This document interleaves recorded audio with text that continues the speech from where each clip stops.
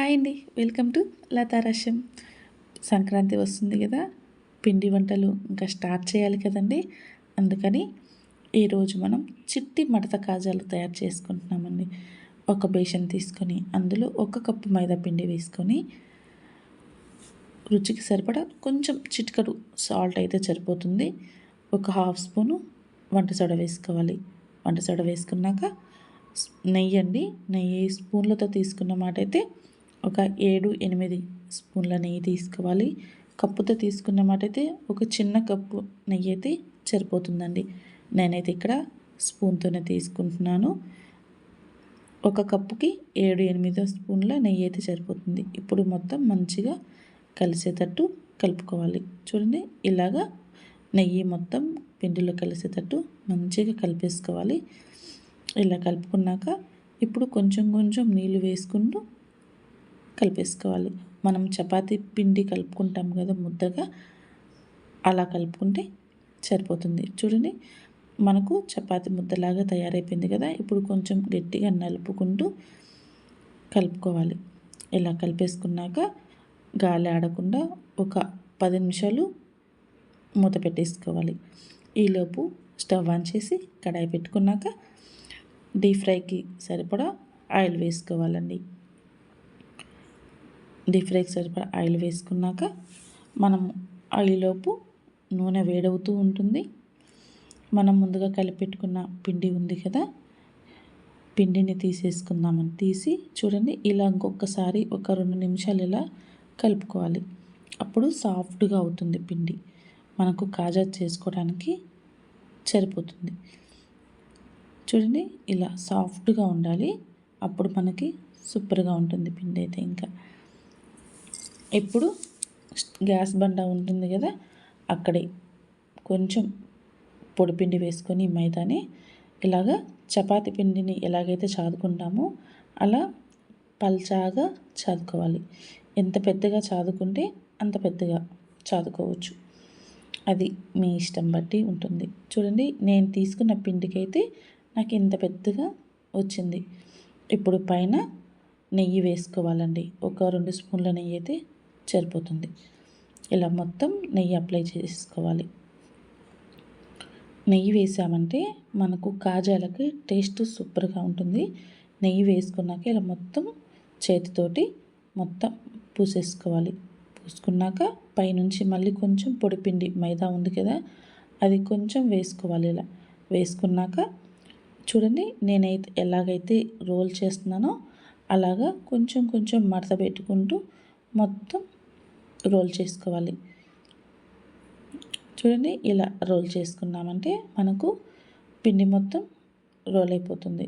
ఇప్పుడు చాక్ తీసుకొని చిన్నగా, మీరు ఎంత చిన్న చేసుకోవాలనుకుంటే అంత చిన్నగా ఇలాగా కట్ చేసుకోవాలి. చూడండి, నేను ఇలాగా కట్ చేశాను కదా. ఇక్కడ లైటింగ్కి కనిపించట్లేదండి, మంచిగా లేయర్గా వచ్చేసింది.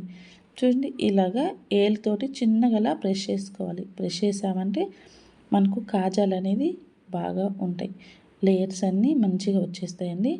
చూడండి, ఇలాగ అన్నీ ఇలా చేసి పెట్టుకోవాలి. చిట్టిగా చాలా సూపర్గా ఉన్నాయి కదా. నాకైతే ఎప్పుడెప్పుడు చేస్తానా, ఎప్పుడెప్పుడు తినాలా అనిపించింది. అంత టేస్ట్గా, అంత ముద్దుగా ఉన్నాయి. మనకు నూనె కానీ వేడైపోయిందండి. ఇప్పుడు ఒక్కొక్కటి వేసుకుంటూ ఫ్రై చేసుకోవాలి. నూనె అనేది హైలో పెట్టకూడదండి, గ్యాస్ సిమ్లో పెట్టుకొని ఫ్రై చేసుకోవాలి. ఇలా 1 బై 1 అన్నీ తిప్పుకుంటూ మీడియంలో పెట్టుకున్నాం కదా గ్యాస్ని, కొంచెం లేట్ అవుతుంది, స్లోగా ఫ్రై చేసుకోవాలి. ఇలా ఫ్రై చేసుకున్నాక చూడండి, ఇలాగ అన్నీ తిప్పుకుంటూ ఫ్రై చేసుకోవాలి. ఒక 2 మినిట్స్ ఇలా ఫ్రై చేసుకున్నాక చూడండి, మనకు బ్రౌన్ కలర్ అనేది వచ్చేసింది కదా. ఇప్పుడు పక్కన పెట్టేసుకుందాము. తీసేసి అన్నీ తీసుకొని పక్కన ప్లేట్లో పెట్టేసుకోవాలండి. మళ్ళీ అదే స్టవ్ మీద ఇంకొక కడాయి పెట్టుకొని మనము 1 కప్పు మైదాపిండి తీసుకున్నాం కదా, 1.5 కప్పు చక్కెర తీసుకోవాలి. 1 కప్పు నీళ్ళు తీసుకోవాలండి.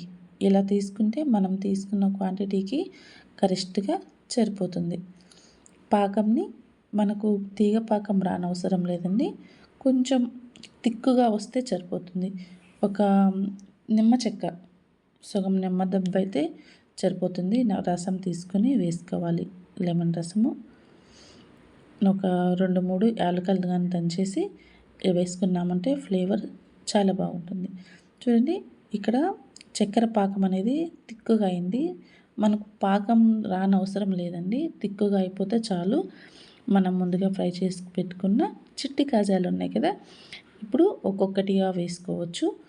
చక్కెర పాకంలో వేసుకొని ఇలా ఒక 2 మినిట్స్ గాని ఉంచామంటే మనకు చిట్టి కాజాలు అనేది రెడీ అయిపోయినట్టండి.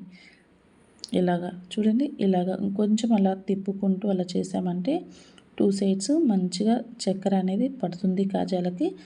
అప్పుడు టేస్ట్ సూపర్గా ఉంటుంది. ఇలా ఒక 2 మినిట్స్ వదిలేసామంటే చాలా బాగుంటుందండి.